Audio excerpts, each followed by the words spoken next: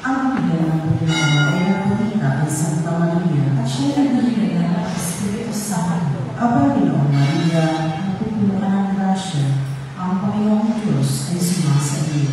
Bukod kang pinagpala sa babae lahat, at pinagpala naman ang mga anak na si Jesus. Santa Maria, ng Diyos, panalangin ang mga sa Kanan, ngayon at ang mga pagkain, narito ang Panginoon. Magdala sa akin ng mga sa kami. Aba, Ginoong Maria, napupuno ka ng grasya, ang Panginoong Diyos ay sumasalin. Bukod kang pinagpala sa babae lahat, at pinagpala naman ang iyong anak na si Jesus. Santa Maria, ng Diyos, panalangin ang mga sa Kanan, ngayon at ang mga pagkain, at ang salita ay nagkatawang tao at nakipamulay sa akin. Aba, Ginoong Maria, napupuno ka ng grasya, ang Panginoong Diyos ay sumasalin. Bukod kang pinagpala sa babae lahat, at pinagpala naman ang iyong anak na si Jesus. Santa Maria, ng Diyos, panalangin ang mga kasalanan, ngayon at ang kami ng pagkain kami. Panalangin ba ang Santa Ina ng Diyos? Ang dapat ang mga sa pangako ni Kristo. Manalangin tayo. Panginoon namin Diyos, kasihan mo ang aming mga kaluluwa sa iyong mahal na grasya, at iyamang dahilan sa pamamagitan ng amin ay nakilala namin ang pagkakatawang tao ni Jesucristo ang anak mo, pakundangan sa mahal na pagsapit at pagkamatay niya sa krus. Papakinabangin kami ng kanyang pagkabuhay na mag-ibig sa kadakilaan sa namin, sa pamamagitan ni Jesucristo aming Panginoon. Amen. Luwalhati sa Ama, at sa Anak, at sa Espiritu Santo. Kapag magsunod na pagkakas ng Panginoon, at sa hanggan. Amen. Sa ngalan ng Anak, at sa Espiritu Santo. Amen.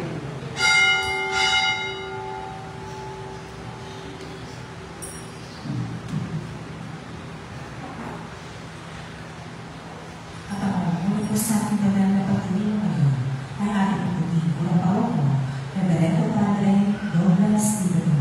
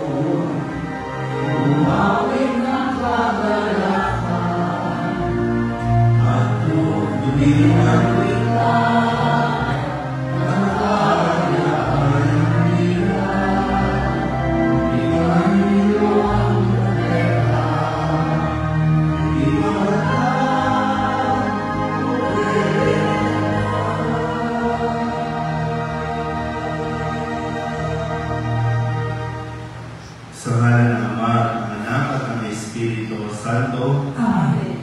Ang pagpapala ng aming Panginoong Jesucristo, ang pag-ibig ng Diyos Ama, at ang magiging pagkaisa ng Espiritu Santo, naway sumainyo lahat. At sumainyo.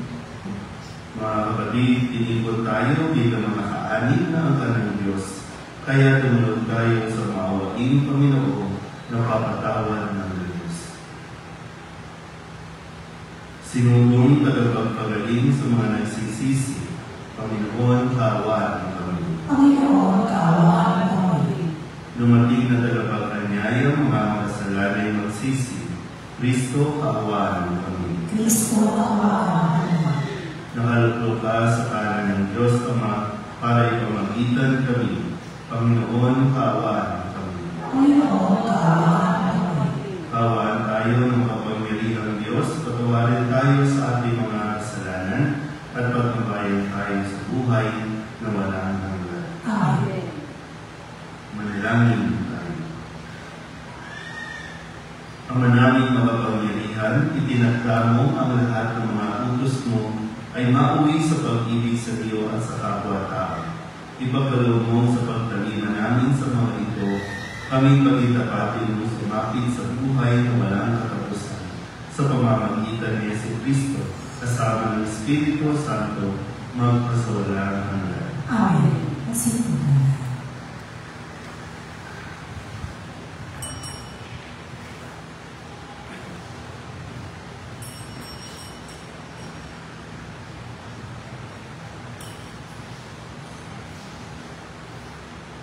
Pagbasa mula sa aklat ng mga kawikaan. Hawak ng Panginoon ang isip ng isang hari at naibabalot na ito kung saan igawin. Ang akala ng tao lahat ng kilos na ay wasto, ngunit ang Panginoon lang ang nakasasaliksik ng puso. Ang paggawa ng matuwid at kalugod-lugod ay higit nakasosya sa Panginoon kaysa mga handog. Ang masama ay alipin ng kapalaluan. Ang malutong ugali ay kasalanan. Ang mabuting pagbabalak ay pinakikinabangan, ngunit ang dalos-dalos na paggawain walang kahihinatnan. Ang pagkakamay ng salapi dahil sa kadalaan ay maghahatid sa maagang kamatayan. Ang isip ng masamay lagi sa kalikuan, kahit tataninoy, walang pakundangan. Parusahan mo ang manliliba at matututo ang mamang. Pagsabihan mo ang matino, lalong lalawa ang kaalaman. Alam ng Diyos ang nangyayari sa loob ng bahay ng masama, kaya siya'y gumagawa ng paraan upang sila'y mapariwara. Ang hindi pumapansin sa hibik ng mahirap, darating balang araw, ngunit walang hilinga. Ang salita ng Diyos. Salamat sa Diyos. Sana tugunan ang ating pagtutunan. Sa pagsunod sa utos mo po, pangunahan mo ako. Ulitin ko natin. Sa pagsunod sa utos mo po, pangunahan mo ako. Mapalag ang mga taong malinis ang pamumuhay. Ayon sa utos ng poong ang gawain araw-araw. Sa pagsunod sa utos mo poong, paunahan mo ako. Ang lingkod mo ay tulungang masunod ang kautusan. Sa utos mo pang-akit, ako na may mag-aanan. Sa pagsunod sa utos mo poong, paunahan mo ako. Ang pasya ko sa sarili, ako'y maging masunurin. Sa batas mo, ang pansin ko ay doon ko ibabalik. Sa pagsunod sa utos mo poong, paunahan mo ako. Ituro mo ang batas mo, sisikapin kong masunod. Buong puso'y iingatan, susundin ng buong loob. Sa pagsunod sa utos mo poong, paunahan mo ako. Sa pagsunod sa utos mo, ako'y iyong paunahan. Sa utos mo'y naroon ang ligaya inaasam. Sa pagsunod sa utos mo poong, paunahan mo ako. Lagi akong tatalima sa bigay mong kautusan. Susundin mo ang utos mo habang ako'y nabubuhay. Sa pagsunod sa utos mo poong, paunahan mo ako. Sa kalipunan.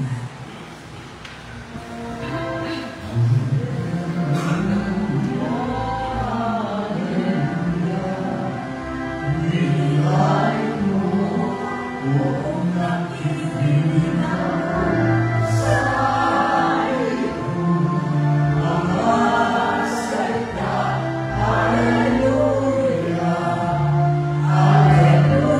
hallelujah.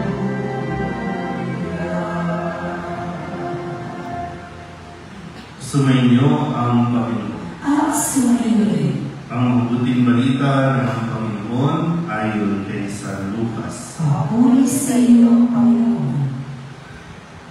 Noong panahong iyon, dumating ang ina at mga kapatid ni Jesus. Ngunit hindi sila makalapit dahil sa dami ng tao. May nagsabi sa kanya, "Nasa labas po ang inyong ina at mga kapatid. Ibig nilang makipagkita sa inyo." Ngunit sinabi ni Jesus, "Ang mga nakikinig ng salita ng Diyos at tumutupad nito, ang siya pong ina at mga kapatid." Ang mabuting balita ng Panginoon. Pinupuri ka namin, Panginoong Jesucristo. Isang magandang umaga po sa inyong lahat. Ngayon po ay Martes ng 25 linggo sa karaniwang panahon at sa ating po narinig na Ebanghelyo ay binabanggit ni Jesus kung sino ang kanyang ina at mga kapatid. Hindi po ito usapin na iginakahiya niya ang kanyang ina o kaya naman ay binabaliwala niya ang kanyang ina at mga kapatid nito, kundi mas itinauunawa ni Jesus sa kanyang mga tagapakinig na kung paano o alin ang mas magiging matibay na ugnayan ng isang pamilya. Na pamilya na kung saan sa panahon natin ngayon ay patuloy na sinusubok, patuloy na sinusubukang sirain ng mga bagay sa paligid natin. Kaya maganda rin na mapagnilayan natin kamusta po ang ating mga pamilya.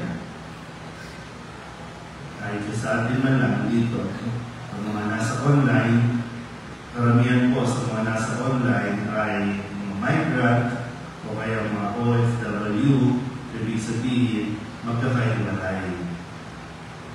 Kung yung dati, ang isa kasi sa nagpapatibay sa atin ay yung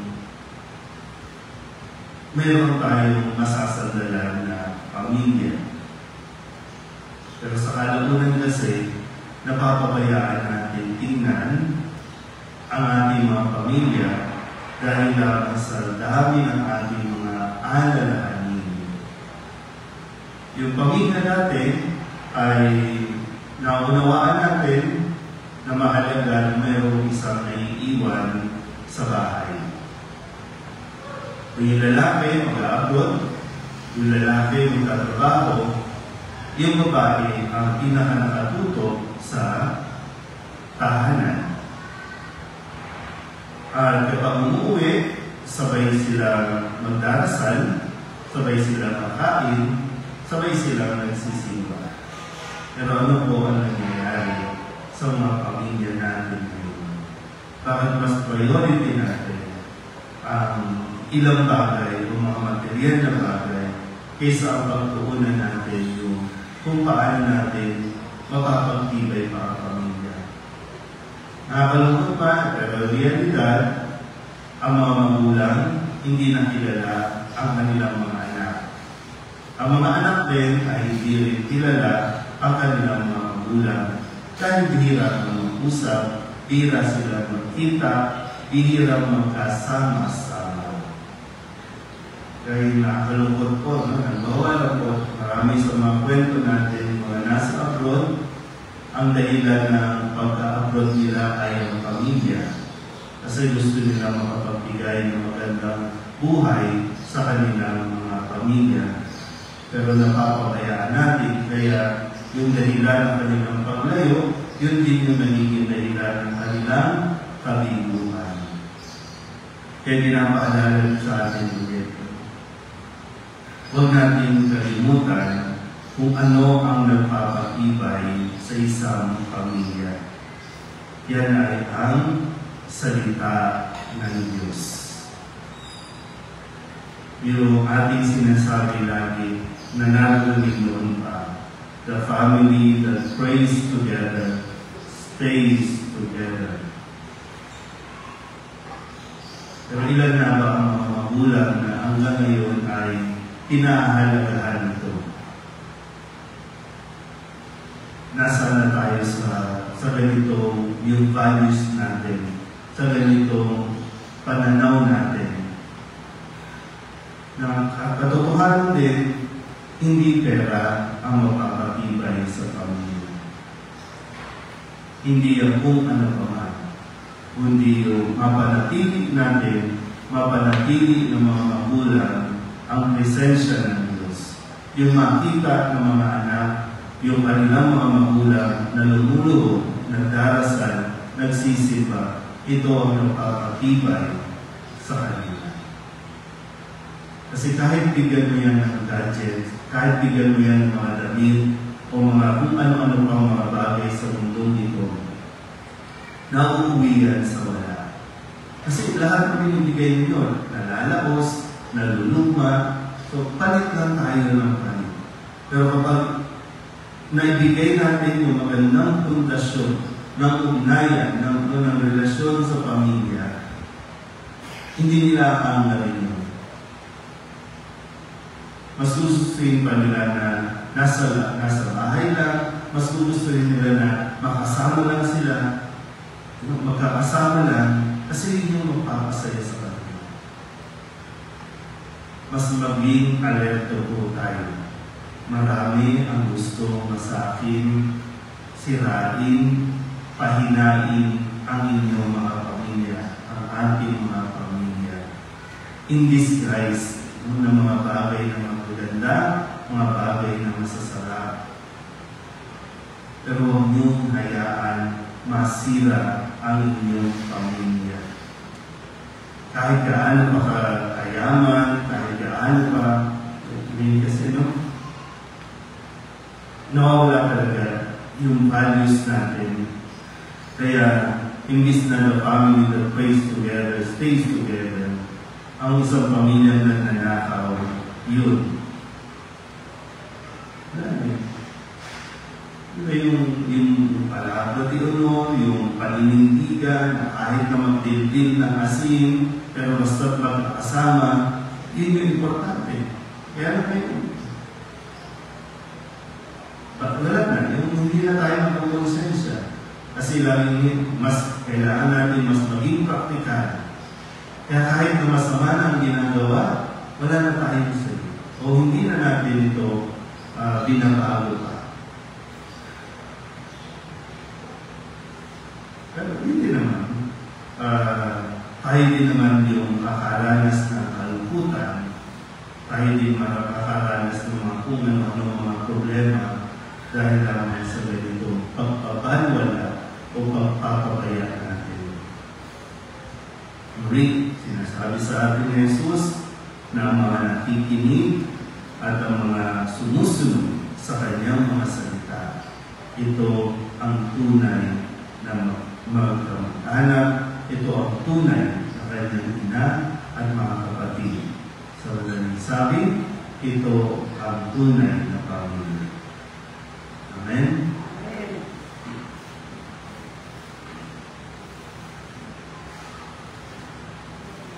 Ang pangaral ni Jesus sa Ebanghelyo at ang kanyang sariling buhay ang ating panuntunan sa pagnanais natin malaman ang kalooban ng Diyos.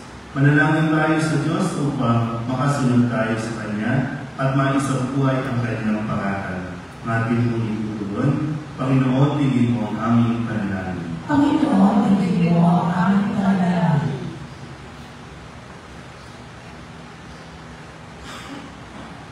Ang simbahan naway sa buhay, espiritu ng Ebanghelyo at tuwinang hanapin ang kalooban ng Diyos.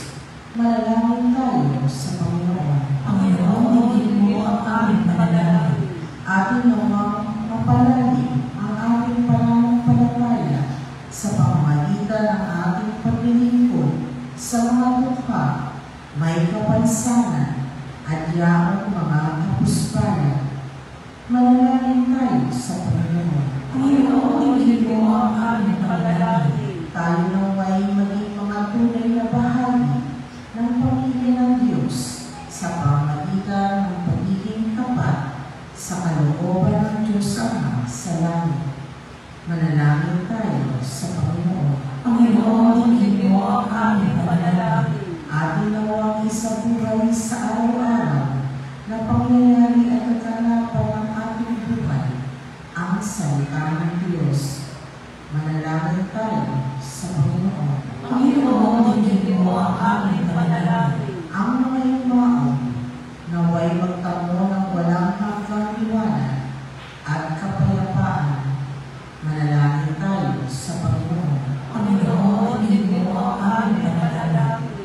Upang mamayani ang kapayapaan sa Ukraine, sa Holy Land at sa buong mundo, at ipagdyan nawa ang isang katauhan sa karahasan, kasakiman, at pang-aabuso ng kapangyarihan na nagdudulot ng paghirap at kamatayan sa marami.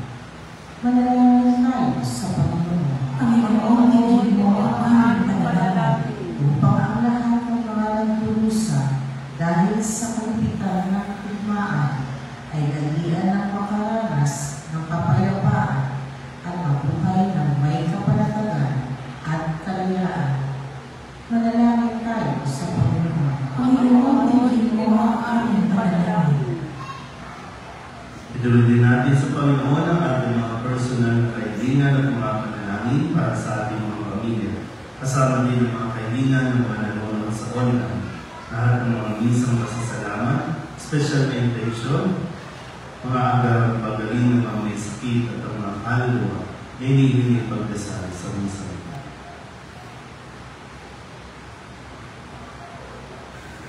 Ang lahat ng ito ay hinihingi namin sa ngalan ni Kristo, ang aming Panginoon. Amen. Masintahan.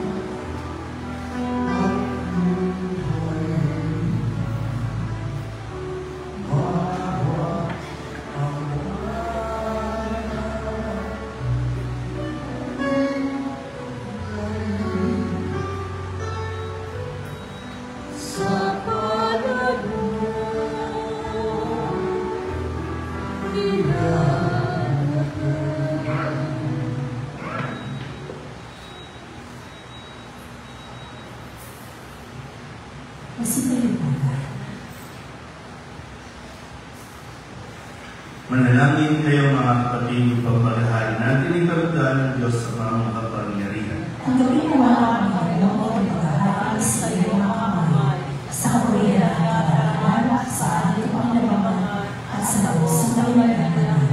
Ama namin lumikha, maawain mong kalagdagan ng mga alay ng iyong sambayanan upang kami pinahayag namin ang may pananampalatayang matibay ay aming tanggapin sa banal na pakikinabang sa pamamagitan ni Jesucristo kasama ng Espiritu Santo magpasawalang hanggan. Amen. Sumainyo ang Panginoon. At sumainyo Itaas sa Diyos ang inyong puso at tiwa. itinaas mo namin sa Panginoon. Pasalamatan natin ang Panginoong ating Diyos. Dapat siya ay pasalamatan.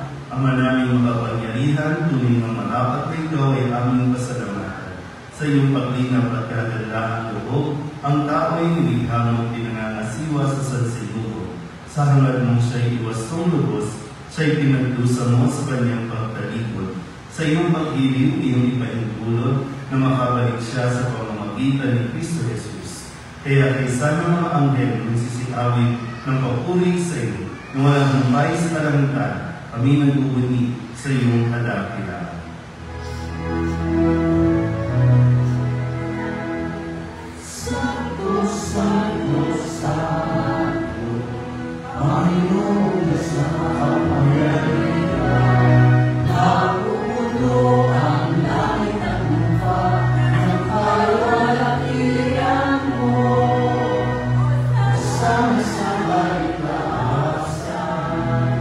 Iyang pala ang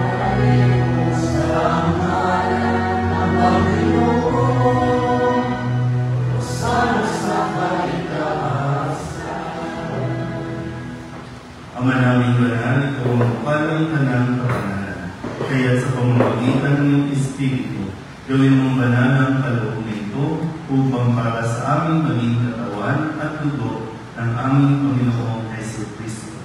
Bago niya pinagtisa po sa loob ng maging handog, hinawakan niya ang tinapay, pinasalamatan kaniya, pinaghati-hati niya, iniabot sa kanyang mga alagad at sinabi, "Tanggapin niyong lahat ito at kanin, ito ang aking katawan na ihahandog para sa iyo."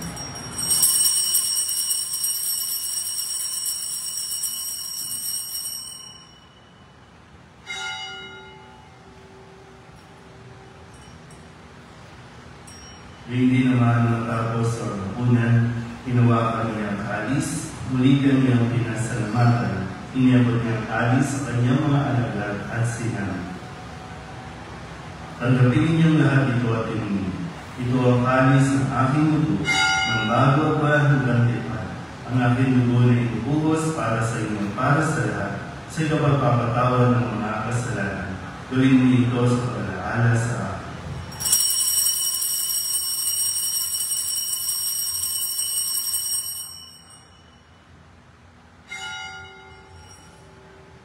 Ipagduni natin ang misteryo ng pananampalataya. Si Kristo yung namatay, si Kristo yung nabuhay, si Kristo yung babalik sa wakas ng panahon. Ama, ginagawa namin ngayon ang pag-alaala sa pagkamatay at muling pagkabuhay ng iyong anak, kaya iniaalay namin sa iyo ang tinapay na nagbibigay buhay at ang kalis sa nagkakaloob ng kaligtasan. Kami nagpapasalamat dahil kami iyong ninarapat na tumayo sa harap mo para maglingkod sa iyo. Isinasama namin kami magsasalo-salo sa katawan ng dugo ni Kristo ay mabuklod sa pagkakaisa sa pamamagitan ng Espiritu Santo. Ama, linapin mo ang iyong simbahan na galing sa buong daigdig. Puspusin mo kami sa pag-ibig kay San Francisco na aming Papa at ni Jose na aming Obispo at ng Tanang Kaparian. Alalahanin mo si Gian at Mariano na tinawag mo mula sa daigdig na ito. Nung sila'y binyagan, sila'y nakaisa ni Kristo sa pagkamatay. Ngayon sila'y pumanaw na may makaasasala ni Kristo sa pagkabuhay. Alalahanin mo rin ang mga kapatid namin na hinlain na may pag-asang sila'y muling mabubuhay, hindi ng lahat ng mga pumanaw. Tawaan mo sila at patuloyin sa iyong kaliwanagan. Tawaan mo at pagkitapati kami lahat na makasalo sa iyong buhay na walang wakas.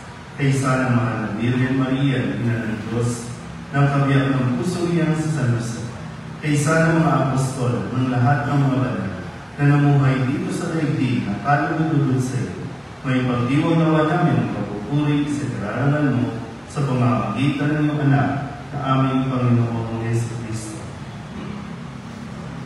Sa pamamagitan ni Kristo, kasama niya sa Kanya, ang lahat ng parangal at pagpuri ay sa iyo, Diyos amang makapangyarihan, kasama ng Espiritu Santo, magpasawalang hanggan.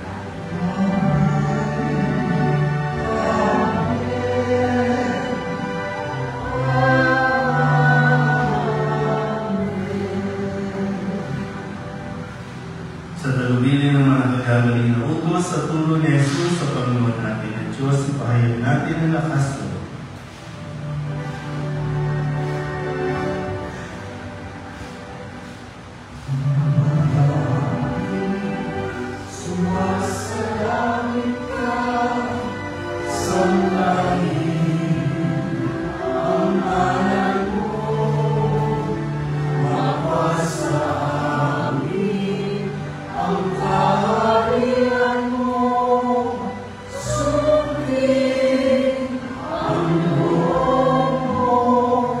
Ito sa lupa, parang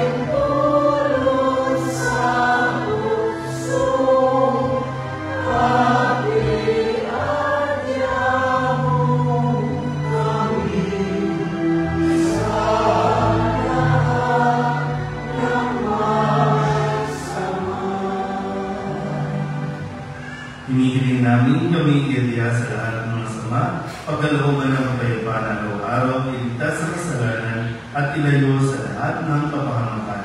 Samantalang aming pinananabikan ang dakilang araw ng pagpapahayag ng tagapagligtas namin si Jesus Cristo. Sapagkat iyo ang kaharian, ang kapangyarihan, at ang kapangyarihan ng Panginoon. Amen. Panginoong Hesus Cristo, sinabi mo sa iyong mga apostol, kapayapaan ang iniiwan ko sa inyo, aming kapayapaan ang binibigay ko sa inyo. Tunghayin mo ang aming pananampalataya at huwag ang aming mga pagkakasala. Pagkalooban kami ng kapayapaan at pagkakaisa ayon sa iyong kalooban, kasama ng Espiritu Santo, magpasawalang hanggan. Amen. Ang kapayapaan ng Panginoon ay laging sumainyo. At sumainyo rin. Magbigay po tayo ng kapayapaan sa isa't isa.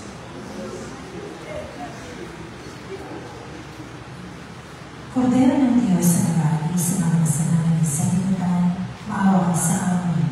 Kordero ng Diyos na nagali sa mga kasalanan sa libutan, maawa ka sa amin.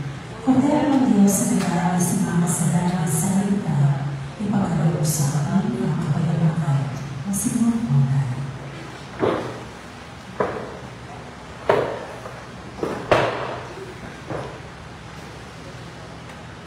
Ito ang kordero ng Diyos.